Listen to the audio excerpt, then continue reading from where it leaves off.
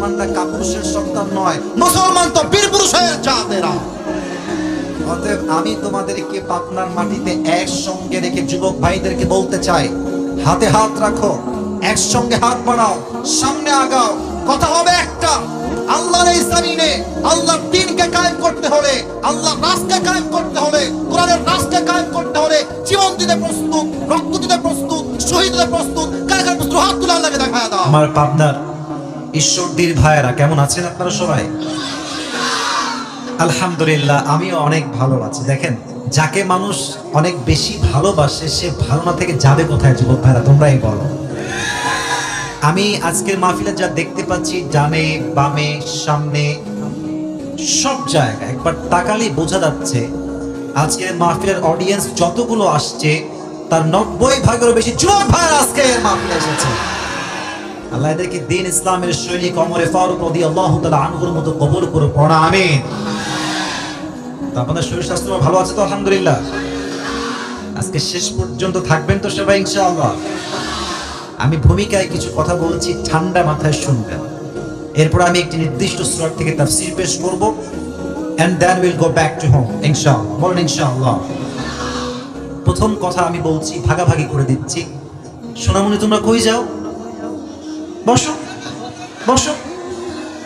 একদমই নতুন নাকি রে এরা? একদমই নতুন মনে হয় মাহফিলে। কেউ যদি উঠে যায় মাঝখান দিয়ে, কোনো পারমিশন ছাড়া লুঙ্গি টাই না ধরে মাহফিলে বসাই দিবেন আজকে। যে বলেন এখানে আউন যাইতো, বন যাইতো, হুতুন যাইতো, উঠোন যাইতো না, ঠিক আছে কিনা? খবরদার উঠো না সোনামণি, একদম চুপচাপ বসে থাকো। যত ওয়াশরুমের চাপ, এখানে চুপ করে বসে থাকা লাগবে। আসছেন নিজের ইচ্ছায়, যাবেন আমার ইচ্ছায়, ঠিক কিনা? এটা আমার পাওয়ার দেখাচ্ছি না, এটা ভালোবাসার টানে বলছি আর কি। আমি 3 ভাগে কথা বলছি ভূমিকায়। কয় ভাগ? আমি আসতে জিজ্ঞেস করছি, আপনার জোর জবাব দেন। কয় ভাগ? প্রথম কথা সিনিয়রদের জন্য, আমার মুরব্বী আব্বাজান অনেকে আসছেন। আমার এখানে স্টেজে অনেক মাননীয় ব্যক্তিরা, মান্যগণ্য ব্যক্তিরা বসে আছে। মুরব্বী আব্বাজানরা কানটা খাড়া করেন। অনেক মায়েরা আসছেন, মায়েরা কান খাড়া করবেন। মুরব্বী আম্মাজানরা কান খাড়া করবেন। মুরব্বীদের জন্য ফার্স্ট মেসেজ, প্রথম কথা, প্রথম মেসেজ হচ্ছে এরকম: আপনার বয়স শেষ প্রান্তে আপনি চলে এসেছেন। মাথায় রাখবেন, নিজের গুনাহি গুনাহা নয়, সন্তানের অনেক গুনাহের দায়ভার কিন্তু বাবাকে কিয়ামতের দিন বহন করতে হবে। তো আব্বাজান, আপনার জন্য আমার আজকে 2টা মেসেজ।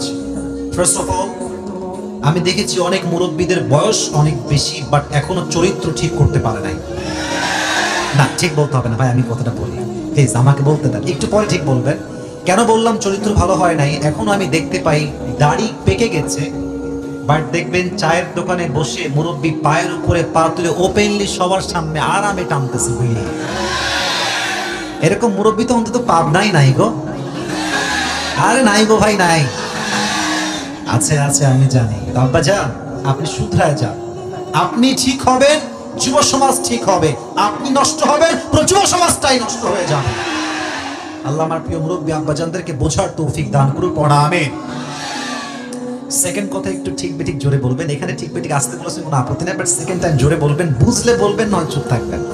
মুরব্বীদের জন্য আমার সেকেন্ড মেসেজ হচ্ছে, যদি কিয়ামতের দিন আল্লাহর বিচারের কাঠগড় থেকে নিজেকে বাঁচাতে চান, আপনার ছেলেকে অল্প বয়সের চরিত্রবান মেয়ে দেখে বিয়ে দিয়ে দেন, সামনে আসতে শিখতে। আপনারা ঠিক বললেও ঠিক, না বললেও ঠিক। এর কারণ হচ্ছে, আমি কোনো কথা ফানিলি বলছি না, don't take it as funny, no. আমার কথা স্পষ্ট, ক্রিস্টাল ক্লিয়ার। আপনি যদি আপনার ছেলেকে সঠিক বয়সে বিয়ে না দেন, আপনার ছেলে যত ঘাটে পানি খাবে, প্রত্যেকটা দায়ভার কিয়ামতে আপনাকে বহন করতে হবে। আব্বাজান, রাইট টাইমে বিয়ে দিয়ে দেন। তবে হ্যাঁ, আব্বাজান বলবে, হুজুর আপনাকে এত ভালোবাসি, আপনি কি বললেন? আমার সাথে তখন ইনকাম করাই শেখে নাই। একটা সলিউশন দিচ্ছি আব্বাজান, শোনেন। আপনি আপনার ছেলেকে বলেন যে, বাপ তুই বিয়ে কর, তোর পক্ষে 2 বছর আমি চালাবো, যা। বাপ কি একটা মেয়ের 3 বেলার খাবার দিতে পারে না? এক কথা কারে কই, পারে না? পারে না? পারে, কিন্তু কেন দেয় না? মনোমাইন্ড খারাপ সমাজের জন্য। বলে যে একটা সামাজিকতা আছে, মেয়ে আসবে রাজকন্যার মতো পালকিতে আসবে, বিএমডব্লিউতে আসবে, ওই দেওয়া লাগবে, 10 লাখ দেনমোহর হবে। এই চিন্তা করতে করতে সমাজে জেনার সংখ্যা বেড়ে গিয়েছে, বিয়ের সংখ্যা কমে গিয়েছে। পাবনার ভাইরা, আব্বাজান আপনি আপনার ছেলেকে সাপোর্ট দেন মেন্টালি এন্ড ফাইন্যান্সিয়ালি। আল্লাহ আমার বাবাদেরকে বোঝার তৌফিক দান করুন, পড়া আমিন। রাগটা করেন নাই তো আপনারা কেউ? আমাকে ইনশিওর করেন, রাগটা করেন নাই তো আবার কেউ? সেকেন্ড কথা আমার প্রিয় কলিজার টুকরা বোনদের জন্য, হ্যাঁ সোনামণি আগে ঠিক বলা যাবে না, লেট মি টক। অনেক বোনেরা আজকের মাহফিলে বোরকা পরে আসছেন, হিজাব পরে আসেন, আমি জানি। আপনাদের জন্য আমি মন থেকে কিছু কথা বলছি, প্রিয় বোন মন থেকে শুনবেন, কান খাড়া করে শুনবেন। হিজাব আর নিকাব পরলেই কিন্তু আসলে দিনদার হওয়া যায় না। আমরা দেশে দেখেছি যত মেয়ে পার্কে প্রেম করে তার ৮০ ভাগেরও বেশি বোরকাওয়ালিরা প্রেম করে যুবক ভাই।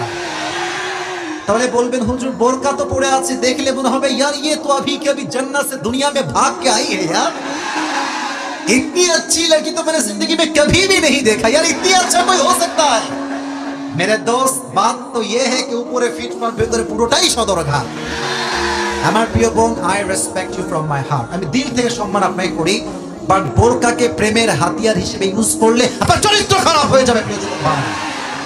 অতএব নিজেকে বোরকায় দিনদার নয়, চরিত্রে দিনদার বানানোর চেষ্টা করতে পারলে তৌফিক দান করো। এই তোমরা আমিন করো না কেন রে ভাই রে ভাই? আরেকবার করো আমিন। সেকেন্ড মেসেজ বলেই শেষ করছি, প্রিয় বোন আমার, বিয়ের সময় আসতে এই টাকাওয়ালা টাকলাকে বিয়ে না করে চরিত্রবান যুবককে বিয়ে করো। কিছু মেয়ের রুচি এত খারাপ, যুবক যদি দিনদার পাঁচ ওয়াক্ত নামাজি দাড়িওয়ালা যুবক হয় পছন্দ না, গাঞ্জাখোর পছন্দ হয় কিছু কিছু মেয়ে, আর কপালে বাসও খায় সে লেভেলে। আপনি চরিত্র দেখে বিয়ে করবেন, প্রথমে খারাপ লাগলেও আপনার পরবর্তী জীবনটা সুখ দ্বারা ভরে যাবে। আর গাঞ্জাখোরকে বিয়ে করবেন, দেখতে বাচ্চি কোন হবে ওয়াও, কিন্তু বিয়ের ২ মাস পরে যখন বুঝবেন যে গাঞ্জাখোর তো নিজের মূল্য নিজেই বোঝে না, ও বইয়ের মূল্য বুঝবে কেমন করে রে ভাই? আল্লাহ প্রত্যেকটা মেয়েকে দিনদার যুবক দেখে বিয়ে করার তৌফিক দান করুন। না তোমরা আমিন তো জোরে করতে পারতেছ না যুবক ভাইরা। শেষ কথা আমার কলিজার টুকরা যুবক ভাইদের জন্য, সবাই একটা কাশি দেন। আচ্ছা আজকে হচ্ছে ১৩ই নভেম্বর। কত নভেম্বর? দেশটা কি এখন গোলামের মতো আমরা আছি না স্বাধীন হয়ে আছি? একটা ফিলই আলাদা, তাই না? ভাবই আলাদা। এখন আমরা দেখবেন যে এখন মাইক সামনে নিয়ে অনেক হক কথা বলতে পারি, যেটা আগে বলতে পারতাম না। এই স্বাধীনতা আনলো কারা? যুবক ভাইরা তাজা রক্ত দিয়ে এই স্বাধীনতা অর্জন করেছে যুবক ভাই। যুবকরাই হচ্ছে দেশের সম্পদ, জাতির সম্পদ। পুরো দেহের মেরুদণ্ড হচ্ছে সবচেয়ে আসল জিনিস। মেরুদণ্ড ঠিক তো পুরো দেহ ঠিক, মেরুদণ্ড নষ্ট তো পুরো দেহটা বাঁকা হয়ে যায়। জেনারেশন যদি ঠিক থাকে, যুব সমাজ, পুরো দেশ ঠিক থাকবে। যুব সমাজ নষ্ট, পুরো দেশটাই নষ্ট হয়ে যাবে। তো তোমাদের জন্য আমার কথা একদম ভেরি শর্টকাট, ছোট্ট কথা, অল্প কথা। তোমরা কি কাফের মুরতাদের গোলামি করে মরতে চাও? তোমরা কি জালেমের পাঠশালায় বন্দী হয়ে জীবন যাপন করতে চাও? আমার কথা একটা, সাইদি সাহেব খুব ভালো করে বলতেন, বিড়ালের মতো ৫০০ বছর বেঁচে থাকার কোনো দাম নাই, সিংহের মতো ১ ঘন্টা আমরা বাঁচতে চাই। কথা হবে একটা, শহীদ আবু সাইদ তার ২ হাত এমনি পেতে দিয়েছে, বোঝাচ্ছে এইটা বাংলার ছেলে আমি, গুলি করবি কর, শহীদ হতে প্রস্তুত, বাতিলের সামনে মাথা নত করতে আমরা প্রস্তুত নয়।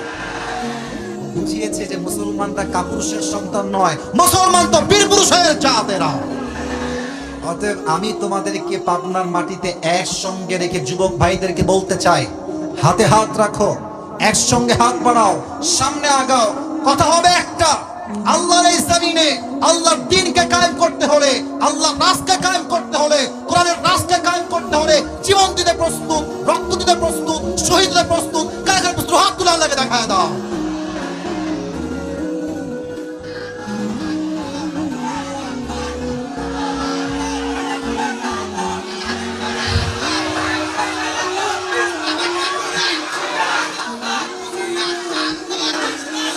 আল্লাহ কবুল করো, পড়া আমিন, জোরে সোরে পড়া আমিন। আমার সঙ্গে তাকবীর দেন সবাই, সবাই একটা কাশি দেন, গলা ঠিক কর। একবার দিবেন বীরের মতো, বাঘের মতো, সিংহের মতো গর্জন দিয়ে, আল্লাহু তাকবীর। আজকের মাহফিলে তাফসীর হবে কোরআন থেকে, আপনারা থাকবেন তো ইনশাআল্লাহ?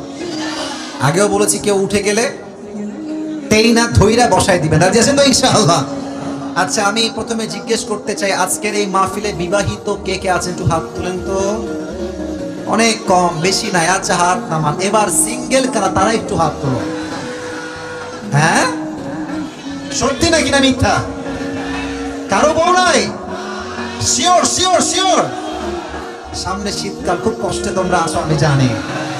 আব্বা জান, আর দেরি নয়, এবারে শীতকাল যুবকদের কম্বল দিয়ে ঠান্ডা নয়, শীত যাবে একমাত্র বউ দিয়ে।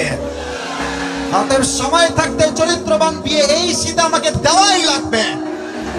এবারে শীত বিয়ে করার শীত, ঠিক কিনা বলো? সবাইকে দিনদার নেককার বউদের প্রণামে। আমরা 3টা তাকবীর দিব, বিবাহিতরা একটা দিবেন, অবিবাহিতরা আরেকটা দিবেন, আর সবাই মিলে আরেকটা দিব। দেখবো কার জোর আজকে কত বেশি। বিবাহিতরা প্রথমে একটা গলা কাশি দেন, দেখবো কে জিতে আছে। বিবাহিতরা সবাই রেডি আছেন তো ইনশাআল্লাহ? সবাই বিবাহিতরা, সিঙ্গেলরা চুপ থাকো না, তোমরা হেরে যাবা। বিবাহিত ভাইরা তাকবীর দেন একটা। Just married people, single people is not allowed here in this point actually. বিবাহিত ভাইরা তাকবীর দেন, লিল্লাহি তাকবীর। এই সাউন্ড অনেক ভালো আছে যে সিঙ্গেল ভাইরা। হেরে যাবো নাকি তোমরা সবাই? ওকে, লেটস ট্রাই। সবাই সিঙ্গেল ভাইরা কাশি দেন। মাশাআল্লাহ, লাইনে আসেন আপনারা, দেখা যাক কে পারে। লিল্লাহি তাকবীর। বিবাহিত fail. I am so sorry, বিবাহিত ভাইরা ফেল করে গিয়েছে। এবার আমরা সবাই মিলে এই তাকবীর দিব। এমন তাকবীর দিবেন স্যার, আমরা সবাই মিলে স্টেজ ভেঙে নিচে পড়ে যাব। দেখা যাক কে কত পারে। একবারই দিবেন, লিল্লাহি তাকবীর। আল কোরআনের আলো। সরি টু সে দ্যাট, আমাদের বলতে হবে সংসদে যাও। কারণ আমি আসিফ সারা জীবন ওয়াজ করে তা করতে পারবো না সংসদে আইন পাস করলে যা বাস্তবে রূপ ধারণ করবে। আমি আসিফ সারা জীবন ওয়াজ করবো সুদ বন্ধ করেন, সুদ বন্ধ করেন। 10 জন লোক ভালো হইলে হতেও পারে, পসিবিলিটি আছে। বাট আজ যদি সংসদে আইন পাস হয়, যেই সুদ খাবে 10 বছরের জেল, এই দেশের সুদটা 1 মাসেই বন্ধ হয়ে যাবে। আমরা বলবো সংসদে যাও। Let's try again together. আল কোরআনের আলো, আল হাদিসের আলো। কোরআন হাদিস যেখানে, জোরে কোরআন হাদিস যেখানে, আলেম ওলামা যেখানে, পাবনাবাসী যেখানে, ঈশ্বরদীবাসী যেখানে, আল্লাহ তাআলা মন থেকে দোয়া করছি, আল্লাহ কবুল করুন। পড়া আমিন। আমি তাফসীর শুরু করছি, একটা অ্যানাউন্সমেন্ট দিয়ে তাফসীর শুরু করতে চাই। আজকে আপনাদের পাবনাদের ভাইদের জন্য, পাবনার ভাইদের জন্য একটা গিফট নিয়ে আসছি আমার পক্ষ থেকে। নেবেন তো? দেখে খুব নর্মাল মনে হচ্ছে, normal but it's brand man. Show off করলাম, ভাব নিলাম একটু বেশি।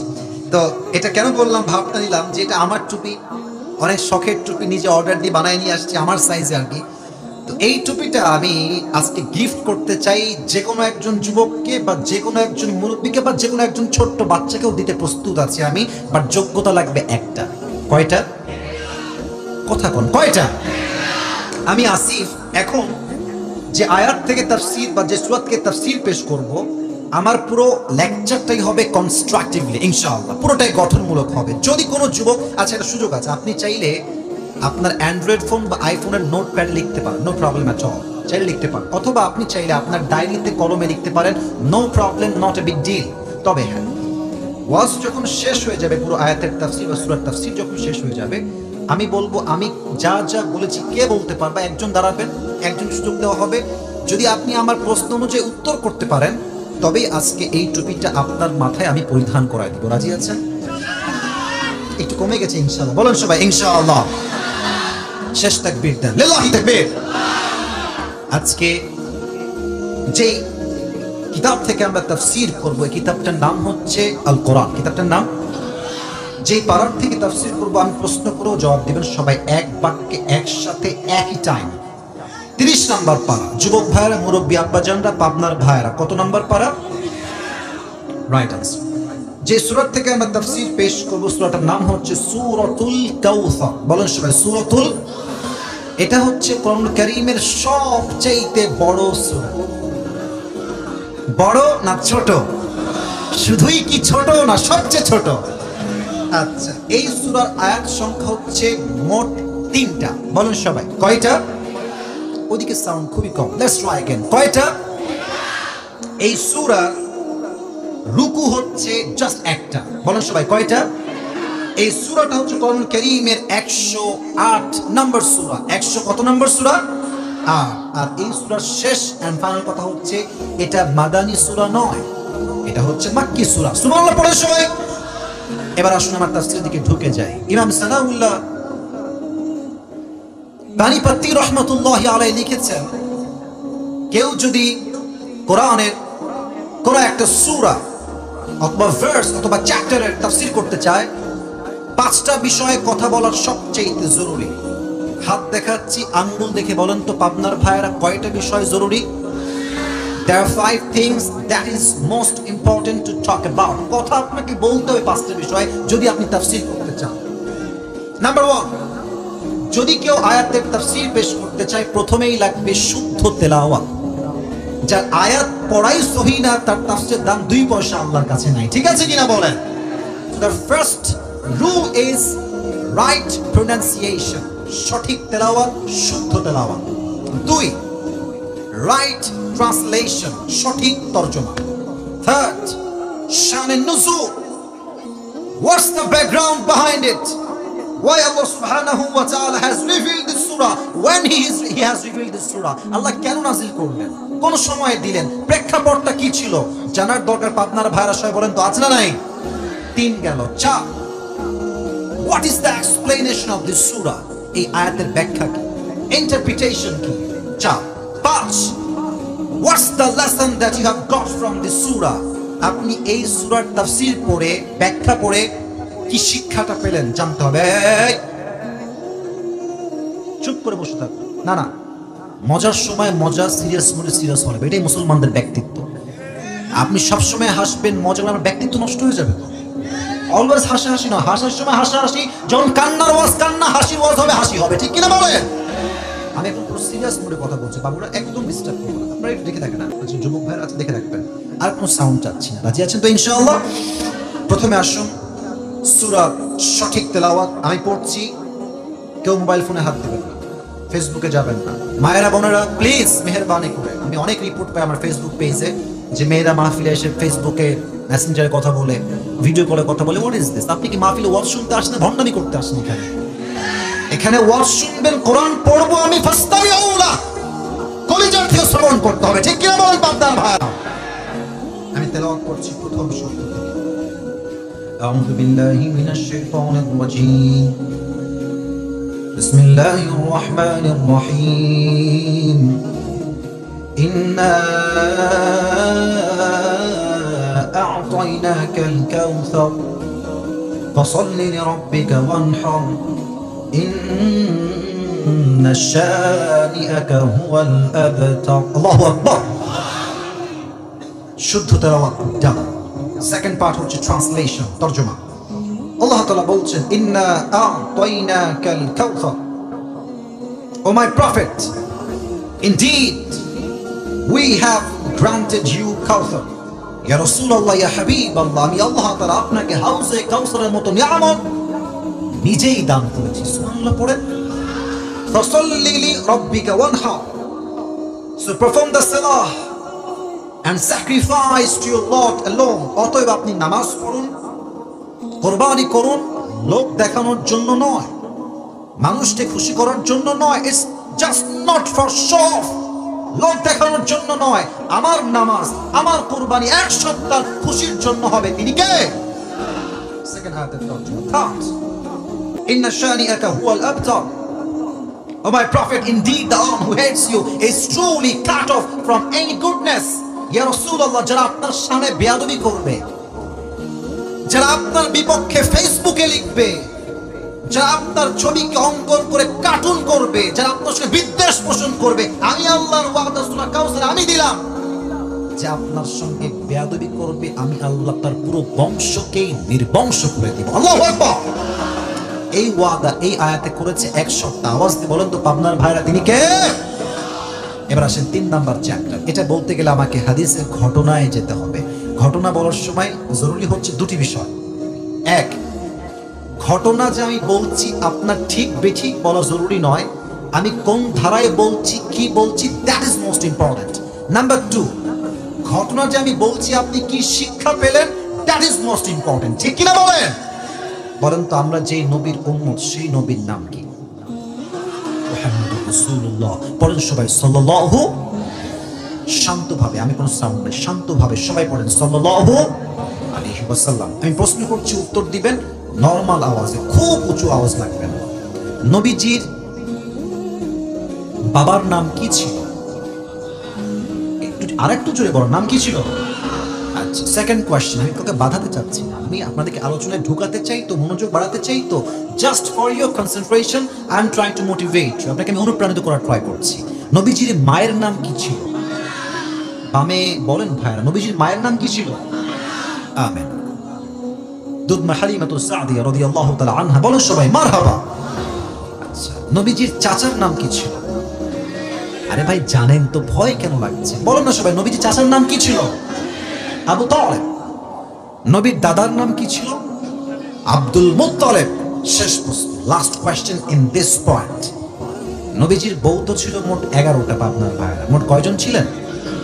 নবীজির প্রথম স্ত্রীর নাম কি ছিল? সবাই বলেন এক বাক্যে। খাদিজাতুল কুবরা রাদিয়াল্লাহু তাআলা আনহা। বলেন আল্লাহু আকবার। নবীজির বয়স যখন মাত্র 6, নবীজি মাকে নিয়ে মদিনা থেকে মক্কায় ফিরে আসছেন। আমার যুবক ভাইরা, তোমরা মনে করো যে তোমার মায়ের চেয়ে তোমার গার্লফ্রেন্ড আপন, ঘোড়ার আন্ডার আপন। তোমার গার্লফ্রেন্ড 1 নম্বরের স্বার্থপর। তুমি বিশ্বাস করো আমার যুবক ভাই, তোমার পায়ে হাত রেখে বলছি, তোমার পৃথিবীতে একমাত্র নিঃস্বার্থ তোমাকে ভালোবাসে তোমার মা, তোমার বাবা। ঠিক কি বলো?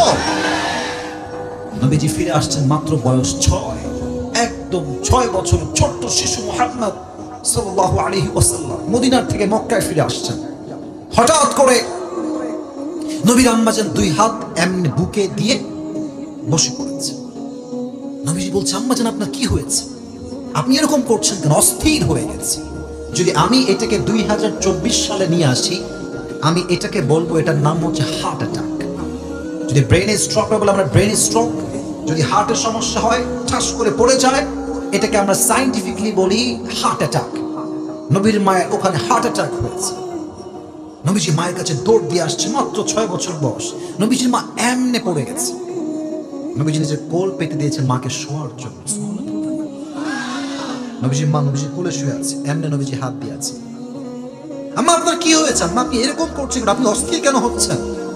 নবীজির মায়ের শেষ বাক্য, মুরব্বীরা কানটা খাড়া করেন, যুবক ভাইরা কানটা খাড়া করেন। নবীজির মায়ের শেষ বাক্য নবীর জন্য, আরবিতে বলছি তারপরে বাংলা বল। নবীজি বলছেন, আম্মা জান আপনার কি হয়েছে? মা লাকি ইয়া উম্মি।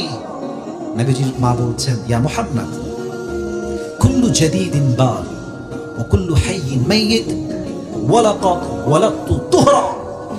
হে মুহাম্মদ, প্রত্যেক নতুন জিনিস একদিন পুরাতন হয়ে যায়, প্রত্যেক যৌবন একদিন ফুরিয়ে যায়। বাট আমি আমেনার বিশ্বাস, আমার গর্ভ থেকে আমি এক এমন যুবকের জন্ম দিয়েছি, এমন এক শিশুর জন্ম দিয়েছি যার আলোতে পুরো পৃথিবীটাই আলোকিত হয়ে যাবে। এই কথা বলেই নবীজির মা শেষ, ওখানেই ইন্তেকাল। আমার দিকে তাকান, নিজের মাকে একটু এখানে নিয়ে আসেন যে আপনার মা আপনার কোলে চোখের সামনে শেষ। ভাবেন, আল্লাহ না করতে আপনি ভাবেন। আমি যখন ওমরা করতে গেলাম, নবীজির মায়ের কবর যখন আপনারা হজে যাবেন, ওমরায় যাবেন, দেখলে অবাক হয়ে যাবেন। চতুর্পাশে পাথর আর পাথর, এ পাশেও পাহাড়, এ পাশেও পাহাড়, হিল ট্রাক্স এরিয়া, এদিকে পাথর ওইদিকে পাথর। আপনি অবাক হবেন যে নবীর মায়ের কবরটা এখানে দিল কেমনে? খালি পাথর আর পাথর। কোন মতে পাথরগুলো হটিয়ে নবীর মাকে কবর এমনি ওখানেই দিয়ে দিয়েছে। কবর যখন দিয়ে দিয়েছে, নবীজি মায়ের কবরে, আমার হাত দেখেন, কপাল দেখেন, এমনি ভূত হয়ে আছে। আমি দেখাতে পারছি না exactly at that way, but আমি বলছি কি আমার চেহারা দেখেন এমনি ভূত হয়ে গেছে, 2 হাত এমনি কবরে রেখে দিয়েছে। ডাক দিয়ে বলছে, আম্মা জান আপনি কোথায় গেলেন? আপনাকে ছেড়ে আমি বাসায় ফিরে যাব। আম্মা আপনি কোথায় গেলেন? এদিকে উম্মে আইমান, নবীজির দাসী ছিলেন একজন উম্মে আইমান, এমনি নবীর হাত ধরে টানছে, মুহাম্মদ কাম ব্যাক, ফিরে আসো, তোমার মার কখনোই ফিরে আসবে না, বের হয়ে আসো, চলো বাসায় চলো। এমনি টেনে হিচড়ে ধরে পাহাড় থেকে নিচে নেমে গেছে, অনেক দূর নিয়ে গেছেন মুহাম্মদ সাল্লাল্লাহু আলাইহি ওয়াসাল্লামকে। নবীজি মায়ের মায়া এত বেশি ছিল, ওই দূর থেকে আমার উম্মা আমার হাতকে এমনি ছিটকে ছেড়ে দিয়ে আমার মায়ের কবরে দৌড় দিয়ে চলে আসছে। সুবহানাল্লাহ! কাকে বলে মায়ের ভালোবাসা? দীর্ঘ 57 বছর পর হায়াতের শেষ জীবনে 63 বছর বয়সে নবীজি আবার মায়ের কবরে আসছে। এসে বলছে, এই সাহাবা একরাম তোমরা সবাই বাসায় ফিরে যাও, আমি এখানে একাই থাকবো। নবীজি মায়ের কবরে একাই আছে। আমি নবীজির আকৃতি বোঝাবার জন্য আমার কাছে স্পেস নাই। দেখবেন মাঝে মাঝে বাচ্চারা চকলেট চাইলে যদি আপনি না দেন, দেখবেন যে এই 2 হাঁটু এই পর্যন্ত তুলে আর এই 2টা হাত দিয়ে এমনি কাঁদে। আমার কথা কি বোঝা যায়? এই 2 হাঁটু তুলে এই বুক বরাবর নিয়ে আসে, দেখবেন দেওয়ালের সঙ্গে হেলান দিয়ে এমনি চুপ করে পাগলের মতো কাঁদে বাবুরা, বাচ্চারা। নবীজির 63 বছরের জীবনের শেষ মুহূর্তে হায়াতের নবীজি মায়ের কবরের কাছে এমনি হাঁটু তুলে 2 হাত এমনি ঠেকে দিয়ে বসে বলছে, আম্মা যান, আপনি যাওয়ার পরে আমি বুঝতে পারলাম দুনিয়াতে মা ছাড়া সবার ভালোবাসায় স্বার্থ লুকে আছে, কেউ মায়ের মতো ভালোবাসতে পারে না। 1 নাম্বার বাক্য মায়ের কবরের সামনে। 2 নাম্বার বাক্য, এটা খুবই সেন্সিটিভ। 2 নাম্বার বাক্য নবীজির মায়ের কবরের সামনে। নবীজি বলছে, আম্মা যান, যদি আপনি বেঁচে থাকতেন, আবারও বলছি হাদিসটা, I repeat again, I quote again, আমি আবার বলছি, ও আম্মা জান, যদি আপনি বেঁচে থাকতেন দুনিয়ার জমিনে আমি আপনার কত খেদমত করতাম। ভালো করে শুনেন, এশার নামাজ আমি পড়তাম, আল্লাহু আকবার, দাঁড়িয়ে গেছি নামাজে, সূরা ফাতিহা পড়ছি, নামাজে দাঁড়িয়েছি নামাজে, আর আমার মা ওই ঘর থেকে বলছে, ইয়া মুহাম্মদ, আমি আবার বলছি, নবীজি বলছে আমি নামাজ দাঁড়িয়েছি এশারের নামাজ, আমার মা বলছে ইয়া মুহাম্মদ, আমি নবীজি নামাজ ছেড়েই বলতাম, লাব্বাইক আম্মা জান, আপনার খিদমতে আপনার সন্তান হাজির হয়ে যাবে। সবাই নামাজ ছেড়ে দিতাম। থাক কথা, শেষ কথা, আম্মা জান, যদি আপনি আমার মা হয়ে দুনিয়ায় বেঁচে থাকতেন আমি আপনার এত খেদমত করতাম, এত খেদমত করতাম, এত খেদমত করতাম, পুরো পৃথিবী ইতিহাস হয়ে থাকতো যে মাকে ভালোবাসলে এইভাবেই ভালোবাসা যায়। সুবহানাল্লাহ! আজকে নিউজ করলাম সকালে, যে মাগরিব পরে আসার সময় দেখলাম এক ছেলে, এই আজকের একদিনের নিউজ, গার্লফ্রেন্ডের পাল্লায় পড়ে মাকে কুপিয়ে হত্যা করে ফ্রিজে ঢুকায় রাখছে। আজকের খবর। কত নিকৃষ্ট চিন্তা হতে পারে, কত জঘন্য চিন্তা হতে পারে। বেশিরভাগ যুবক মেয়েদের পাল্লায় পড়ে ছ্যাঁকা খেয়ে গাঞ্জাকে চরিত্র ইমান সব নষ্ট হয়ে যায় যুবক ভাই। তখন সে ভালো কাজ আর খারাপ কাজের মাঝে কোনো পার্থক্য খুঁজে পায় না। নবীজি এমনি কাবার সাথে হেলান দিয়ে কাঁদতেছে, আনাস আসছে, এসে বলছি, ইয়া রাসূলুল্লাহ, আপনার মন খারাপ কেন? আপনার চোখের কোঠায় পানি কেন ইয়া রাসূলুল্লাহ?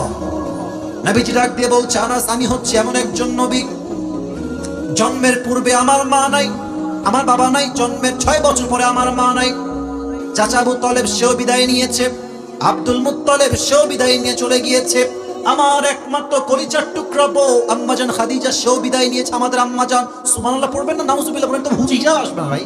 না, আমি বলছি যে সুবহানাল্লাহ পড়বেন, নাউজুবিল্লাহ আপনার হিসাবই আসবে না। কারণ একটা মানুষের জীবনে এত কষ্ট শুনলে মানুষ তো অবাক হয়ে যায়, এত কষ্ট সহ্য করে কেমনে?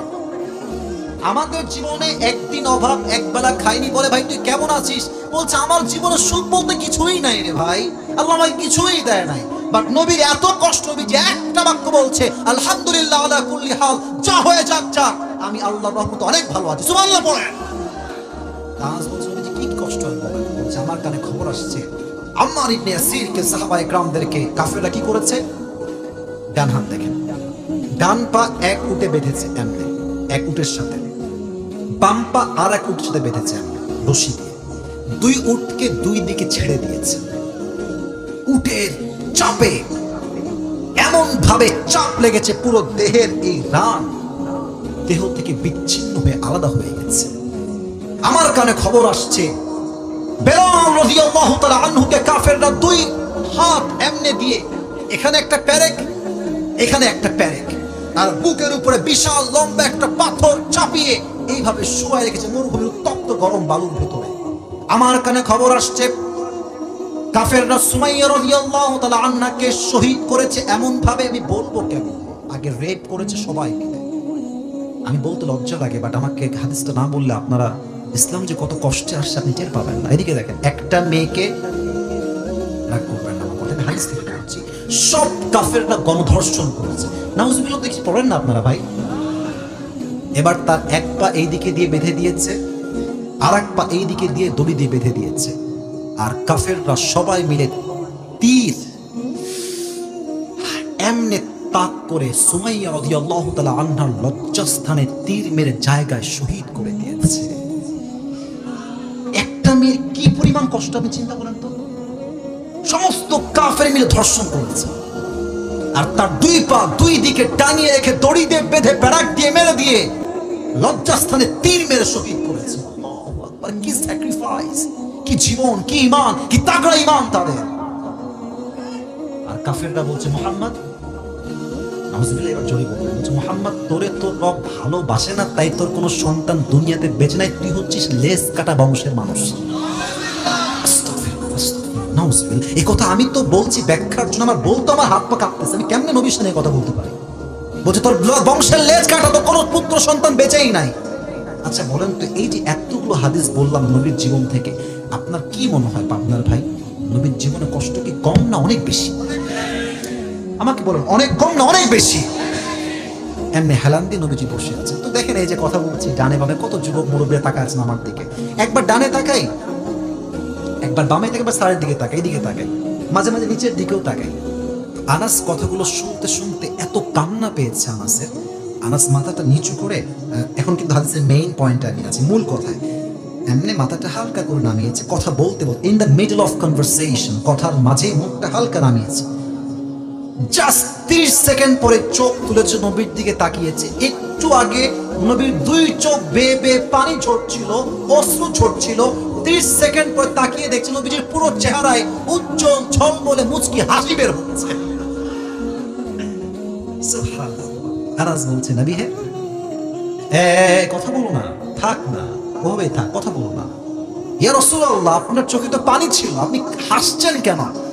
নবীজি ডাক দিয়ে বলছে, আনাস, আমার হাসির কারণ হলো আমি সত্যি অনেক কষ্টে ছিলাম, বাট আমার কষ্ট দূর করার জন্য আল্লাহ রাব্বুল আলামিন এই মুহূর্তে আমাকে হাউজে কাউসারের মতো নিয়ামত এখনই জিব্রাইল দিয়ে গিয়েছে।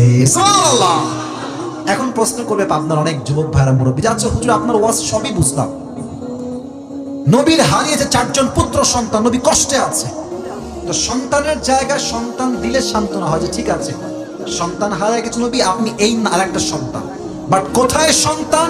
হ্যাঁ, তাফসীর চ্যাপ্টার বুঝবেন, আউল ফাউল কথা না, তাফসীর বোঝেন। কোথায় সন্তান আর কোথায় পানি? আপনার ভাই কোন তো বাহ্যিক ভাবে পানির সঙ্গে সন্তানের কোনো মিল কি আছে? বোঝে নাই, কোনো মিল কি আছে?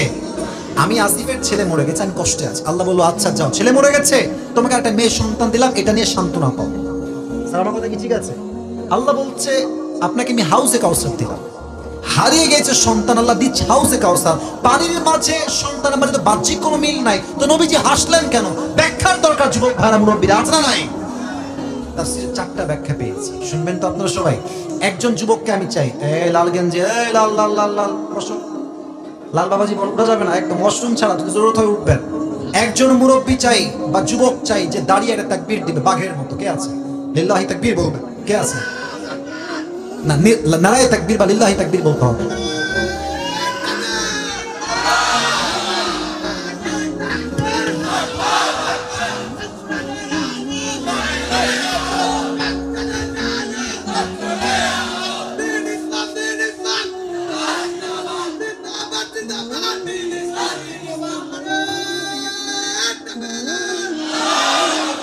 আপনাদের সবার সাউন্ডের চাইতে ওর একার সাউন্ডই অনেক বেশি। হ্যাঁ, তোর বউ কনফার্ম রে? আল্লাহকে দিনদার নেককার বলতে দিক পড়া। এক বসে বসে আর কথা না। 1 নাম্বার ব্যাখ্যা, নবী হাসলেন কেন? আচ্ছা, আমরা যে শেষ নবীর উম্মত, আমরা সবাই খুশি না বেজান? দিল থেকে বলেন নাই তো, খুশি না বেজান? আল্লাহ বলছে নবী আপনার 1 নাম্বার হাসির কারণ হবে এইটা যে আপনার 4টা মাত্র পুত্র সন্তান তুলে নিয়েছি, that's fine, okay cool, but আপনার এই 4টা সন্তানের পরিবর্তে আমি আল্লাহ তাআলা আপনাকে কোটি কোটি রূহানি সন্তান দুনিয়াতে দান করব। সুবহানাল্লাহ। নবীজি হেসেছেন। 2 নাম্বার কারণ, অসাধারণ কারণ। আচ্ছা, এই দেশে পীরের ছেলে পীর এরকম আছে না নাই আপনার ভাইরা?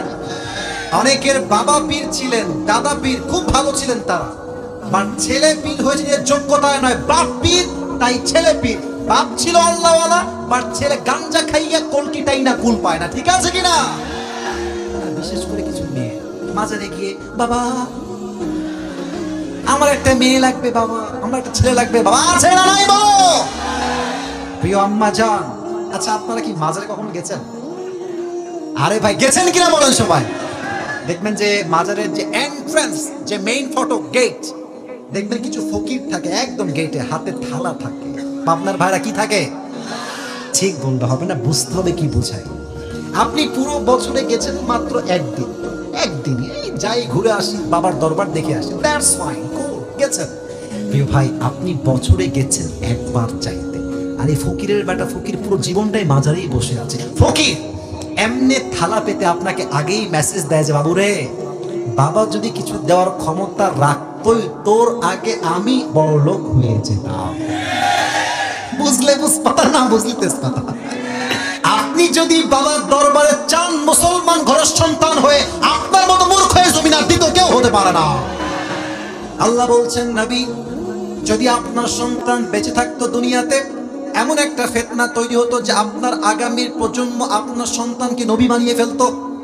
যেমন ভাবে, ভালো করে শুনবেন, যেমন ভাবে আদম আলাইহিস সালামের সন্তান শীশ আলাইহিস সালাম নবী, ইব্রাহিম আলাইহিস সালামের সন্তান ইসমাঈল আলাইহিস সালাম নবী, ইয়াকুব আলাইহিস সালামের সন্তান ইউসুফ আলাইহিস সালাম নবী, দাউদ আলাইহিস সালামের সন্তান সুলাইমান আলাইহিস সালাম নবী।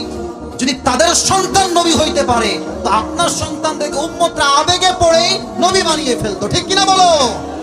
এই জন্য আমি আপনার সন্তানকে ছোট্টবেলাতে উঠাই নিয়েছি। 3 নাম্বার ব্যাখ্যা আরো অসাধারণ। আপনার সবাই মিজানুর রহমান আজহারীর নাম শুনছেন?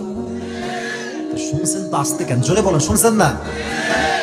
আজহারী সাহেব তো অনেকে ভাবে পাবনায় আসে নাই, ভুল ধারণা, পাবনায় উনি আসছেন, but he was nothing at that time. তাকে কেউ চিনতই না। আপনি ইউটিউবে সার্চ করুন, পাবনায় তিনি এসেছেন, পাবনাতে মাহফিল এখনো রাখা আছে। মুলকের তাফসীর তিনি করেছেন, আমি নিজে শুনেছি ওয়াজটা। তো সামনে এখন যে লোক আছে আমার সামনে, এর চাইতে মাত্র 3 গুণ লোক কম ছিল, মানে কম ছিল, বেশি না। এখন তো তার পরিস্থিতি এমন যে বাংলাদেশে এমন কোন স্টেডিয়াম নাই যেখানে তার মাহফিল লোকের জায়গা দেওয়া যাবে। আপনি বলবেন তাফসীরের মাঝে আজহারীর নাম কেন আসলো? এখানে রিলেটেড বিষয়টা। আচ্ছা, উনি যখন খুব ফেমাস, আকাশে উঠছে একদম, অনেক লোক, আমাদের মতো কিছু হুজুররা ফতোয়া দিয়েছিলাম আমরা কাফের। কথা বলেন, কথা বলেন, কথা বলেন। ইভেন আমি তো দেখেছি আজহারী সাহেবকে যে পরিমাণ লাঞ্ছনা সহ্য করতে হয়েছে, এটা বলার কোনো ভাষা নেই। আমাদের দেশে সুন্নি ভাইরা আছেন, ওই ঠান্ডা সুন্নি, গরম সুন্নি, মিঠা সুন্নি, আমি সবাইকে ভালোবাসি, কারোর সঙ্গে কোনো বিদ্বেষ নাই। বাট কিছু সুন্নি আছে জাস্ট জিলাপি খাওয়ার জন্য সুন্নি, এরা নামে আসে, আসলে কিন্তু তারা বাটপাড়া ভণ্ড যুবক ভাইরা। ঠিক আছে কিনা বলো? সবাই না, কিছু সুন্নি আছে। তো আমি দেখেছিলাম এমনি ব্যানার টাঙায়ছে আজহারী সাহেবের, এই যে আপনার আমার ছবি দিয়েছেন, ওখানে এরকম ছবি দিয়েছে, ছবি দিয়ে মহিলা দিয়ে ছেলে দিয়ে জুতা দিয়ে ওনার মুখে জুতার বাণী দিয়েছে। নাউজুবিল্লাহ বলবেন না আপনারা সবাই? আচ্ছা, এবার আপনারা কম কাফের ফতোয়া দিলেন, 6 প্যাক বলেছে তাই সে বেয়াদব, নবীর শানে বিরুদ্ধাচরণ করেছে, সে কাফের, সব বললেন, জুতার পিটাও করলেন মেয়েদেরকে দিয়ে। সম্মান কমলো না বাড়লো? আপনারা বুঝলে তো আমি কথা বলবো, কমলো না বাড়লো? কত বাড়লো? আল্লাহ তার সম্মানকে আকাশচুম্বী করে দিয়েছে। ঠিক কিনা বলো? আচ্ছা, এবার আসেন আল্লামা সাঈদী হুজুরের কথায় আসি। জানেন তো আপনারা সবাই, আমাদের আওয়ামী ফ্যাসিস্ট ভাইরা কি ট্রাই করলেন, যে সাঈদী সাহেব হচ্ছেন রাজাকার। আর উনি এই স্পষ্ট ভাষায় বক্তব্য দিয়ে বলেছিলেন, যদি আমাকে কেউ রাজাকার প্রমাণ করতে না পারে, তার নামে 10 কোটি টাকার মানহানি মামলা করব। ইভেন উনি শেষ বাক্য এটাও বলেছিলেন, 1971 সালে রাজাকারের কোন কাদা মাটি সাঈদীর গায়ে লাগে নাই, লাগে নাই, লাগে নাই। আরেকটা কথা উনি বলেছেন, যে যারা আমাকে রাজাকার বলবে তারা পিতৃ পরিচয়হীন অবৈধ সন্তান। এখন দেখেন নিউজ কি হচ্ছে, যে যারা সাঈদী সাহেবকে রাজাকার হওয়ার জন্য সাক্ষী দিয়েছিল, তারা বলছে আমরা বাধ্য হয়ে সাক্ষী দিয়েছি, উনি আসলে রাজাকার নন। তাহলে এটাই হচ্ছে প্রমাণ, সম্মান দেওয়ার মালিক আল্লাহ তাআলা, অসম্মানের মালিক আল্লাহ তাআলা। যখন সে কাউকে উঠাইতে চায়, তাকে না আমার অধিকার ও যোগ্যতা কারো কাছে থাকে না যুবক ভাইরা। আল্লাহ বলছেন, নবী কাফেররা আপনাকে বলছে লেজ কাটা বংশের সন্তান আপনি, আপনার কোনো সন্তান দুনিয়াতে বেঁচে নাই, এই যে আপনাকে কাফেররা পাগল বলে, গালি দেয়, আপনাকে পাগল বলে প্রচার করতে চায়, আমি আল্লাহ রাব্বুল আলামিন কাফেরদের সমস্ত প্রচারকে আমি আপনার পক্ষের শক্তি হিসেবে কবুল করে নিব। সুবহানাল্লাহ। কাফেররা যখন মক্কায় হজ করতে আসছে, হাজী সাহেবরা, আবু জেহেল ডাক দিয়ে বলছে, হাজী সাহেবরা শোনো, এই মক্কার জমিনে একজন নতুন পাগল আবির্ভাব ঘটেছে। এই পাগলের কথা যেই শুনবে সেই জাদুগ্রস্তের শিকার হয়ে যাবে। মানুষের স্বভাব হলো এরকম, যেই কাজটা নিষেধ করবেন ওই কাজটা করে বেশি। কথা ঠিক আছে কিনা বলেন? তো কাফেররা বলছে নবীজি হচ্ছে পাগল। এখন হাজীরা বলছে এই পাগলটা কে, একবার দেখতে তো অবশ্যই হবে। সবাই মিলে গেছে নবীকে দেখতে। এইদিকে তাকান, এই যে আঙ্গুলটা এমনি দুই কানে দিয়েছে এইভাবে, সব হাজীরা গেছে নবীকে দেখতে। পাগলটা আসলে কে? নবীর কাছে গিয়ে দেখছে এত সুন্দর চুলগুলো পরিপাটি, এত সুন্দর দেহের ভাত, চেহারা, বডি স্ট্রাকচার, তার দেহের গঠন, তার চেহারা লাবণ্যতা দেখে, সৌন্দর্য দেখে, তার চুলের এত সুন্দর কাটিং দেখে, এত গোছালো কাটিং দেখে হাজীরা বলছে এই লোক তো জীবনেও পাগল হইতে পারে না। ঠিক কিনা বলে? এবার তারা এই কান থেকে হাত দিয়েছে, দেখছে নবীজি মধুর কণ্ঠে কাবার সামনে বসে বসে সূরা রহমান তেলাওয়াত করছে। সুবহানাল্লাহ। ওই জায়গাতে হাজী সাহেব নবীর কণ্ঠে সূরা রহমান তেলাওয়াত শুনে বলছে তার আদর্শ জাস্ট আমরা গ্রহণ করব না, পুরো বিশ্বে তার আদর্শ ছড়িয়ে দিব। আল্লাহু আকবার। এই অপপ্রচারকে আল্লাহর প্রচার শক্তি বানিয়েছে, তাই নবীজি হেসেছেন। 4 নাম্বার ব্যাখ্যা বলছি, একজনও ওঠেন নাই, আরেকজনও উঠবেন না, বলেন সবাই ইনশাআল্লাহ। আল্লাহ বলছেন নবী, হাউজে কাউসারের মূল্য আপনি দুনিয়ায় বুঝবেন না, বুঝবেন কবে? যেদিন কিয়ামত কায়েম হয়ে যাবে। আচ্ছা বলেন তো, কিয়ামতের দিন এই মাঠ, এই মাটি, এটা কি মাটি থাকবে না তামা হয়ে যাবে? কথা বলেন, মাটি থাকবে না তামা হয়ে যাবে? তামা হবে কেন? সূর্যের 12টা মুখ সূর্য পুরো দুনিয়ার এই মাটির দিকে ছেড়ে দিবে কিয়ামতের দিন হাসরের মাঠে। রোদের তাপে পুরো জমিনটা আঙ্গারের মতো তামা তামা হয়ে যাবে। মানুষগুলো তৃষ্ণায় তাদের জিহ্বাগুলো কুকুরের মতো এমনি ঝুলতে থাকবে। আল্লাহর হাবিব বলেছেন সেই মুহূর্তে যেই বান্দা হাউজে কাউসার থেকে এক ঢোক পানি পান করবে, আল্লাহ তাকে কিয়ামত পর্যন্ত তৃষ্ণার মাঝে ফেলবে না। সুবহানাল্লাহ।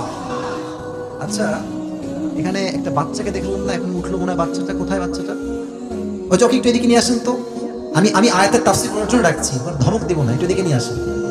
বাবু, এখানে একটা বাবু আছে না? ওই যে বাচ্চা একটা, ওই যে বাচ্চা তোমার রুমালের পেছনে, এই যে বাচ্চা চলে আসছে।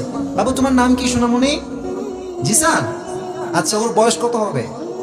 এই 5, 6, 4, 5। আচ্ছা, ওকে 1 মিনিট দাঁড়ান, ওকে 1 মিনিট রাখেন। ওর দিকে তাকান তো সবাই। ওকে আমি ডাকলাম, দেখে বললাম এই শোনো, তুমি এই গ্লাসে করে বা বোতলে একটু পানি নিয়ে আসো।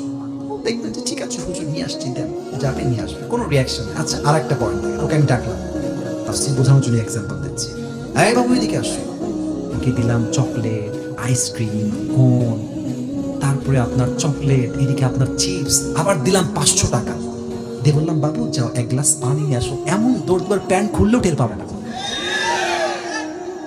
কেন বললাম এই কথা? আপনি যদি কারো দিয়ে কোনো কিছু চাইতে চান, পেতে চান, কিছু কাজ করাতে চান, কিছু নেওয়ার আগে কিছু দেওয়া লাগে। বাবু তুমি যাও, এবার তুমি যাও, বাবু তুমি যাও। দেখেন আল্লাহ নবীকে দিলেন হাউজে কাউসার। এবার বলেন তো নবীর কষ্ট কি কষ্ট আছে, না হাসি দিয়ে পরিবর্তন হয়ে গেছে? নবী হাসতেছে। সুবহানাল্লাহ পড়বেন না নাকি আপনারা ভাই? আল্লাহ বলছে এই তো সুযোগ, নবী আমার খুশি আছে, 2টা কাজ দিয়ে দেয়। আল্লাহ বলছে নবী আপনি খুশি, এবার 2টা কাজ বুঝে নেন। কি কাজ করবেন? 1, ফাসাল্লি লিরাব্বিকা ওয়ানহার, নামাজ পড়বেন কোনো ব্যক্তির জন্য নয়, কোরবানি করবেন কোনো ব্যক্তির জন্য নয়, এক সত্তার জন্য করবেন। তিনি কে? এখন প্রশ্ন করেন হুজুর আল্লাহ চাইলে ফাসাল্লি ওয়ানহার বলতে পারতেন, যে আল্লাহর জন্য নয়, জাস্ট নামাজ পড়ো, কোরবানি করো। আল্লাহর জন্য আল্লাহ কেন বললেন? কারণ আমাদের কিছু নেতা আমরা দেখেছি, রাগ করবেন না তো? নেতার কথা বললাম, রাগ করবেন না তো আপনারা সবাই? আমরা অনেক নেতা 5 আগস্ট আগে দেখেছি যারা মাহফিলে আসলেই এমন একটা ভাব, বাপরে ये कौन है, कहां से आया ये, कहां से आया ये। বিশ্বাস করেন এমন নেতা ভাব দেখলে মনে হয় কনফার্ম জান্নাতি, বাট এক ওয়াক্ত নামাজ ঠিক মতো পড়ে না যুবক ভাই। আচ্ছা, আপনাদের উত্তরবঙ্গে একজন আলেম আছেন, অনেক সিনিয়র আলেম, ওর নাম হচ্ছে বজলুর রশিদ হুজুর। নাম তো শুনছেন অনেকে নাকি? উনি কিন্তু খুব সুন্দর মজার মজার কথা বলেন। আপনার দাড়ি কিন্তু দেখবেন ওই মেহেদি দেওয়ার দাড়ি, হ্যাঁ, মুরব্বী টাইপের, যে ওনারা চিনেন সবাই। উনি একটা কথা সেদিন বলছেন, আমি কি বলবো, বলার পারমিশন থাকলে বলবো, না হয় বলবো না, বলা কি যাবে? বলা কি যাবে? উনি টাঙ্গাইল বা বগুড়া, নাম স্পষ্ট বললেন না, ওয়াজ করছিলেন। তো মনে করেন ওয়াজ জমি ক্ষীর, মানে হচ্ছে সবাই খুব মনোযোগ দিয়ে ওয়াজ শুনছে, নেতারা খুব চালাক, গাড়ির বহর নিয়ে আসবে, আর চামচা থাকে কিন্তু চামচা, আমার নেতার চরিত্র ফুলের মতো পবিত্র, নামাজ মানে এক অর্থ দিয়ে হুজুর এরকম ওয়াজ করছে মাহফিলের মাঝে, নেতা আসছে দূর থেকে, নেতার চামচাগুলো, আমার নেতা আসছে, সাইড সাইড সাইড, একেবারে পুরো মাঠ মঞ্চ কাঁপায় ফেলছে। নেতা সাহেব এসেছে, সে বলছে আমার এখনই মাইক লাগবে, আমার অনেক বড় মিটিং আছে, আমাকে যেতে হবে, এখনই মাইক লাগবে। হুজুর মানুষ ভাবতেছে শালা আসছি এক জেলাকে মার না খাই, আগে মাইকটা দিয়ে দে। হুজুর বলছে মাইকটা আমি দিয়ে দিয়েছি। উনি কথা বলছেন, তো সালাম কালাম তো উনি দিলেন না, ওনার কথা শুরু নামাজ, নামাজ নামাজ নামাজ, কথার শুরুতেও নামাজ, মাঝেও নামাজ, শেষ নামাজ নামাজ নামাজ। হুজুর বলছি यार ये तो अभी कभी जन्नत से भाग के दुनिया में आई है यार। এত ভালো নেতা, নেতার কিছু চামচা থাকে না পাবনার ভাইরা, কথা কোন থাকে কি থাকে না রে ভাই, ওই কি পায়, কোকা কোলা পায়, পেপসি পায়, সিঙ্গাড়া খাওয়ার জন্য দৌড় দেয়। তো নেতা সাহেব ডান দিক দিয়ে নেমে গেছে, সব নেতাকে আমি এক পাল্লায় মাপছি না, I don't measure every leader equally, আমি সবাইকে এক পাল্লাও মাপি না। আমার কথা হচ্ছে এই দেশে এখনো চরিত্রবান নেতা যুবক ভাইরা বেঁচে আছে, ঠিক কিনা বলো? এই চামচা যেটা আছে নেতা, কিরে তোর নেতা যে পরিমাণ নামাজ নিয়ে কথা বললো, খুব নামাজ পড়ে তাই না রে? রাজশাহীর ভাষা, আমাদের এদিকেরই ভাষা, মাইন্ডে নেবেন না, কানে কানে বলছে হুজুর এর সঙ্গে 5 দিন ধরে একসঙ্গে আছে, এই শালা এখন তো নামাজও পড়ে না। তার মানে কিছু নেতা দেখবেন চরিত্রের তো ঠিক নাই, ঠিকই নাই, জানাজার নামাজ পড়তে আসে অজু ছাড়াই জানাজার নামাজ দাঁড়ায় যায় যুবক ভাইরা। এদের নামাজ আল্লাহর জন্য নয়, এদের নামাজ হচ্ছে একমাত্র ব্যক্তি পূজার নামাজ। বলছে আমার জন্য নামাজ। আচ্ছা, আমরা এই 5 আগস্ট থেকে দেখেছি নেতা সাহেব যারা ছিলেন আমাদেরকে বলতেন যে আমরা হলাম জঙ্গিবাদ, মৌলবাদ, বলে নাই? এই ইভেন্ট আপনারা দেখবেন যে মাহফিলের স্টেজ থেকেই বক্তা গ্রেফতার, কেন? বাবার বিরুদ্ধে কথা বলেছে। আপনারা বোঝেন না আমার কথা, ঠিক আছে না? বলে আমি একটা কথা বলে দিই, যাওয়ার সময় কোনো সমস্যা হবে কিনা I don't know that exactly, but I have to talk about because this is the braveness, সাহসিকতার ব্যাপার ভাই। আমার কথা একটা ভাই, স্পষ্ট মাইকে বলছি, জাতির পিতার নাম বঙ্গবন্ধু নয়, জাতির পিতা মুসলমানদের ইব্রাহিম আলাইহিস সালাম। চাপাই দিলেই চেপে যায়। এখন আসেন মাহফিলে, আসেন, এসে বাধা দেন যে হুজুর সাহেব কত বড় সাহস আপনার, বাপের বিরুদ্ধে কথা, আপনার পিঠের চামড়া একটাও বাকি থাকবে না আজকে আপনার মাটিতে। দেশ স্বাধীন হয়েছে, আমরা ওই যে একটা ছোট গল্প মনে পড়ে গেল ভাই, কথা বললে কথা না আর বলা যাবে না, শেষ করে দেই। না না না না বলা যাবে যাবে। ভাই সাইদি সাহেব বলতেন একটা কথা যে ওই রাগটা করবেন না তো আপনারা, আবার ওই সাপে আর ব্যাঙে ছিল খুব বন্ধুত্ব। তো একদিন ব্যাঙ বলছে যে সাপ, বন্ধু তোমার যে গায়ের রং গো, ওয়াও মাশাআল্লাহ অনেক সুন্দর, তোমার যে এমনি ফস ফস করো, জাস্ট ওয়াও, তোমার যে এই স্টাইলটা just looking like a wow, just wow, সত্যি খুব সুন্দর লাগে গো বন্ধু। তবে বন্ধু তোমার একটা বিষয় আমার মোটেও ভালো লাগে। সাপ বলছে কি বিষয় বন্ধু বলো আমাকে? বলছে বন্ধু তোমার রঙও ঠিকঠাক, ফসফসও ঠিকঠাক, সবকিছুই পারফেক্ট, বাট তুমি যখন হাঁটো বন্ধু তিরিং বিরিং করে হাঁটো, এই তিরিং বিরিংটা ভালো লাগে না। তো সাপ বলছে বেয়াদব, এত বড় সাহস, কেমন ভুল ধরিস, এমনি ফস করে উঠেছে। আর ব্যাঙ বলছে ও বাবা এত প্রশংসা করলাম, ভাল লাগলো না, একটা বদনাম করলাম, গায়ে লেগে গেল। ব্যাঙ মারছে লাফ, গিয়ে পড়ছে পুকুরে। আর এদিকে ছিল এক রাখাল বাবা পাশে, বলছে কে রে ফসফস করলো, এসে দেখছে মাশাআল্লাহ সাপ মামা এমনে আছে। এদিকে রাখাল মামার হাতে ছিল বিশাল বড় এক বরকতুল্লাহ হেদায়েতুল্লাহ লাঠি, বিশাল বড় লাঠি। সাপকে দেখে ওর হাত শুশুশুশু করেছে, ওই জায়গায় বিসমিল্লাহ বলে শুরু। 5 মিনিটে বাড়াইয়া সমান করে সাপকে এমনি সোজা করে ফেলেছে। 2 ঘন্টা পরে ব্যাঙ বলছে কি রে বন্ধুর কোনো ফসফস নাই, বন্ধু গেল কোথায়? পুকুর থেকে উঠে আসছে, দেখছে আয় হায় বন্ধু তো একদম সোজা। কাছে আসছে, দেখছে বন্ধু আর চিন্তা নাই, বন্ধু মহিলা ভূত হয়ে গেছে, ফেনামেনা সব বের হয়ে গেছে। এবার ব্যাঙ কাছে এসে বলছে সাপ বন্ধু সোজা তো আপনি হইলেন, তবে ফেনা বের হয়ে সোজা হইলেন, ফেনা থাকতে আর সোজা হইতে পারলেন না। তা আমার প্রিয় আওয়ামী লীগ ভাইয়েরা, আপনারা তো ভালো হওয়া কপালে লেখাই ছিল, তবে ভালো হইতে পারেন নাই কারণ ক্ষমতার বাড়াই ছিল বড় একটা বাড়াই। ক্ষমতা আপনাকে ভালো হতে দেয় না। অনেক আওয়ামী লীগ করে ভাইরা জানে যে আমার নেতার চরিত্র নিকৃষ্ট চরিত্র, আর স্বার্থের জন্য তার পক্ষে তারা গুণগান গেয়েছে। নামাজ পড়বা নেতার জন্য নয়, ব্যক্তি পূজার জন্য নয়, নামাজ হবে জাস্ট এক সত্তার জন্য। তিনি কে বলেন তো? আমাদের ইসলামের দ্বিতীয় খলিফার নাম কি ছিল? ওমর ফারুক রাদিয়াল্লাহু তাআলা। আবার জিজ্ঞেস করছে আমাদের ইসলামের দ্বিতীয় খলিফার নাম কি? ওমর ফারুক। শেষ হাদিস বলছি, শেষ ভালো যা সব। আমি দেখেন, আমি কিন্তু ওয়াজ শুরু করছি 10:30টার সময়, আমার সময় হচ্ছে 1 ঘন্টা। আমি যুবকদেরকে বলেছি আমার ফর্ম দেওয়া আছে, তবে হ্যাঁ সব জায়গায় নিয়ম দিয়ে নয়, কিছু জায়গায় ভালোবাসা দিয়েও হিসাব করতে হয়। আমি 12টা পর্যন্ত ওয়াজ করতে চাই, আপনারা আমাকে সময় দিবেন তো ইনশাআল্লাহ? তাকবীর লিল্লাহি তাকবীর। ওমর ফারুক কাছে একজন যুবক আসছে, তার নাম হচ্ছে আবু লুলু আল মাজুসি। ডাক দিয়ে বলছে, ইয়া ওমর, আমার যে মালিক আছে সে আমার কাছে প্রত্যেকদিন 6 দিরহাম চার্জ করে। আমি বড্ড গরিব হয়ে যাচ্ছি, আমার দ্বারা 6 দিরহাম দেওয়া সম্ভব নয়, তুমি কমায় এটাকে মাত্র 2 দিরহাম করে দাও। আপনার ভাড়া বলেন তো সবাই কয় দিরহাম? ওমর ফারুক বলছে, আবু লুলু আল মাজুসি, তোমার ব্যবসা কি? তুমি কি কাজ করো? ডাক দিয়ে বলছে, ওমর, আমি হলো চাকুর ব্যবসা করি, বিশাল লম্বা লম্বা খঞ্জর বানাই। খঞ্জর, ডান হাত দেখেন, এটাও চাকু, এটাও চাকু, মাঝখানে হচ্ছে খঞ্জর, handle. This is called in Arabic world khanjar. Bangla আমরা বলি চাকু। তুমি চাকু বানাও, খঞ্জর। তোমার ব্যবসার লাভ তো অনেক বেশি রে ভাই। তোমার তো 2 দিরহাম নয়, 6 দিরহাম নয়, ইউ শুড বি চার্জড 10 দিরহাম অ্যাট লিস্ট। তোমার তো 10 দিরহাম চার্জ হওয়া দরকার। কাফের গেছে খেপে, একদম রেগে মেগে ফায়ার। আমি যেহেতু কাফের তাই তুমি আমার বেলায় হয়েছ গরম, আর সবাই যেহেতু মুসলমান তাই তুমি সবাই বেলায় নরম, তাই না ওমর? একদম হুমকি দিয়ে বের হয়ে গেছে। সারা ওমরকে হত্যা করবে কেমনে প্ল্যান করেছে। বিশাল লম্বা একটা খঞ্জর বানিয়েছে ওমরকে হত্যা করবার জন্য। আচ্ছা, শীতকালে আমরা ওই ঠান্ডা লাগলে কি মুড়ি দিয়ে বাহিরে বের হই? হ্যাঁ, হয়েছে হয়েছে, বলো সবাই, কি মুড়ি দেই? চাদর। দেখেন, এটা হচ্ছে খঞ্জর, এটা পেটের ডান দিকে রেখে এমনে ঢেকে দিয়েছে।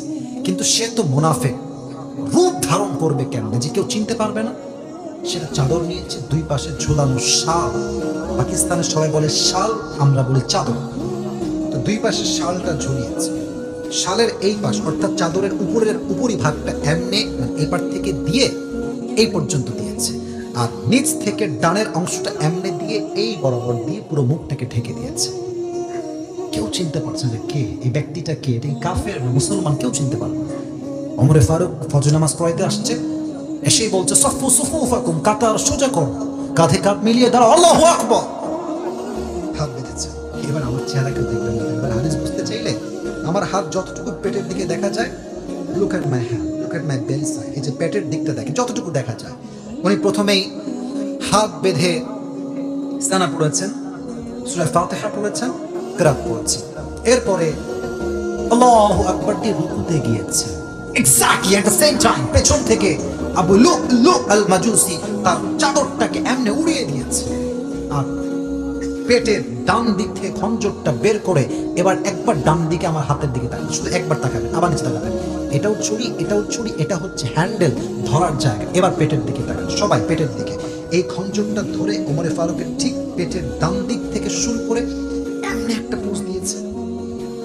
আবার again and then again, 3 বার এমন ভাবে চাকু দিয়ে আঘাত তার পেটে করেছে, পুরো পেটটা এমনি কেটে নাড়ি ভুঁড়ি সব পেট থেকে বাহিরে বের হয়ে গেছে। নাড়ি ভুঁড়ি সব বাহিরে বের হয়ে গেছে। ওমর ফারুক নামাজের মাঝে চিৎকার দিয়ে বলছে, কতালানি আল কাফ, আমাকে একটা কুকুর হত্যা করেছে, আমাকে বাঁচাও। এমনি অজ্ঞান হয়ে গেছে। আর ওই কাফের হত্যা করে যখন পেছন থেকে পালিয়ে যাবে, 7 জন সাহাবীকে এমনে এমনে এমনে যাকে সামনে পেয়েছে তাকে এমন আঘাত করেছে, হাদিস আসছে জায়গায় 7 জন সাহাবী নামাজের মাঝে স্পট এবার 2-1 জন সাহাবী নামাজ ছেড়ে এসে ওমর ফারুককে তুলে সাইডে নিয়ে গেছে। ইয়া ওমর, মা লেখা, ইয়া ওমর, ওমর আপনি ঠিক আছেন বা কি হয়েছে? Omar Farooq is totally and completely senseless, কোনো চোখের দৃষ্টি নাই, কথা নাই, আওয়াজ নাই, বোবা, অজ্ঞান হয়ে গেছে। ডাক্তাররা সব আসছে, ওমরকে বাঁচাও। কে সেই ওমর? যার শাসন এতটা ইনসাফ ভিত্তিক ছিল, যার শাসন আমলে একটা বাঘ আর একটা হরিণ একই ঘাটে পানি পান করেছে। সুবহানাল্লাহ বলে সেই মানুষটা মারা যাচ্ছে, নাড়ি ভুঁড়ি শক্ত হয়ে গেছে। এবার ডাক্তাররা এসে 2 হাত কাঁধে দিয়ে হালকা করে তুলেছে পানি পান করার জন্য। 2 ঠোঁট এমনি হা করে পানি দিয়েছে। পানি যখন মুখে দিয়েছে, গলা দিয়ে পানিটা নেমে, বুক দিয়ে নেমে, পেট এমন ভাবে কেটে গেছে, সব পানিগুলো পেট দিয়ে গল গল করে বাহিরে বের হয়ে গেছে। দুধ নিয়ে আসো, দুধ গাঢ় খাবার সহজে বের হবে। দুধ নিয়ে আসছে, দুধ দিয়েছে, দুধটাও গলা দিয়ে বের হয়ে বুক দিয়ে নেমে পুরো পেট কেটে বাহিরে বের হয়ে গেছে। এই দৃশ্য দেখে সাহাবায়ে কেরামরা বুঝে গেছে Omar Farooq is going to die very soon, মারা যাবে, আর বাঁচার আশঙ্কা হয়তো বা নাই। সবার চোখ দিয়ে পানি ঝরছে অঝরে। হঠাৎ করে এক সাহাবী দেখছে ওমর ফারুক রাদিয়াল্লাহু তাআলা, he has opened his eyes just a little bit, a very little bit, একদম ছোট্ট করে ওমর ফারুক চোখ খুলেছে, একদম ঝাপসা। দূর থেকে সাহাবী দেখে দৌড়ে আসছে, মা রাখাই আম্মা, আপনি ঠিক আছেন? কি হয়েছে আপনার? ওমর ফারুক জাস্ট ইঙ্গিত দিয়েছেন, look at my right hand, just এমনি, কান একবার, ঠোঁট একবার, কান একবার, ঠোঁট একবার। উনি বোঝাচ্ছেন তোমার কানটা আমার ঠোঁটের কাছে নিয়ে আসো। দৌড় দিয়ে এসে কানটা ঠোঁটের কাছে দিয়েছে। হি ওয়াজ থিঙ্কিং জাস্ট লাইক, সে ভাবছে যে হয়তো আমাকে ছেলের কথা বলবে, বউয়ের কথা বলবে, রাজ্যের কথা বলবে, সন্তানের কথা বলবে, এটাই তার শেষ কথা হবে। যখন সে কানটা তার মুখের কাছে বাড়িয়েছে, ওমর ফারুক জবান খুলে একটা কথায়, last time he asked this question, last প্রশ্ন তার, এই সাহাবা, আসল্লান নাস, আসল্লান নাস, আমার কোনো খবরের প্রয়োজন নাই, সন্তান লাগবে না, বউ লাগবে না, রাজ্য লাগবে না, আমাকে জাস্ট শেষ মুহূর্তে এই খবরটা দাও। আমার অজ্ঞান হওয়ার পরে আমার সাহাবীরা, আমার ভাইরা নামাজটা জামাতে আদায় করেছে কিনা সেই খবরটা আমাকে দাও। আপনি বুঝতেছেন নাকি না? বুঝে সুবহানাল্লাহ পড়লেন।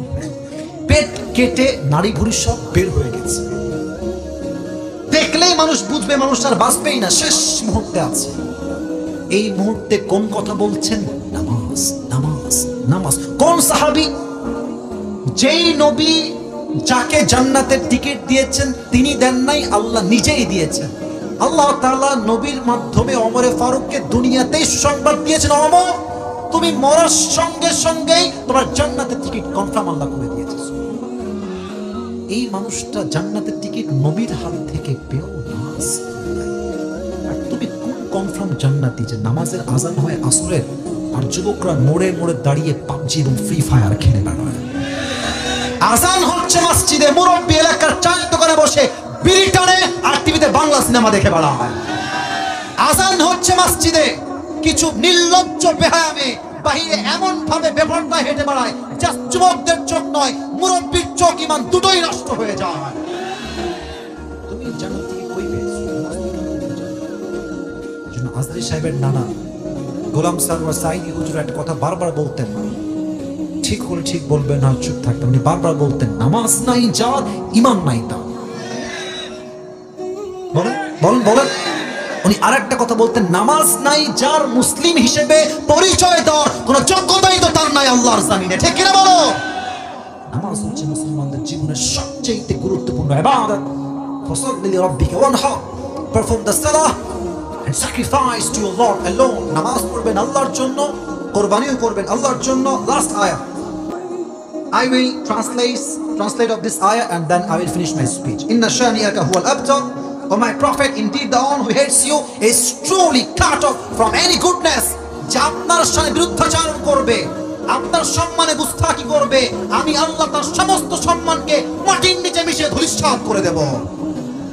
ঠিক আছে কিনা জোরে বলতে হবে তো যুবক ভাইরা?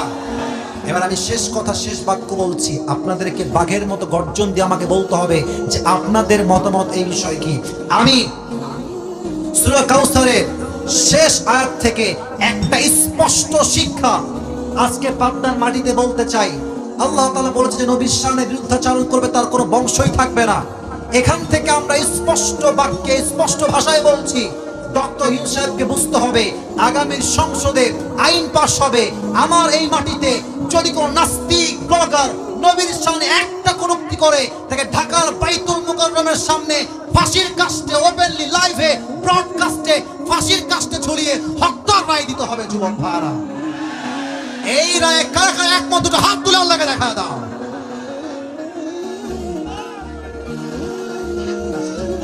ঠিক আছে,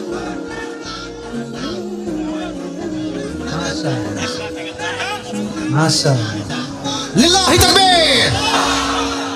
অতএব এই সাদা কই যায়?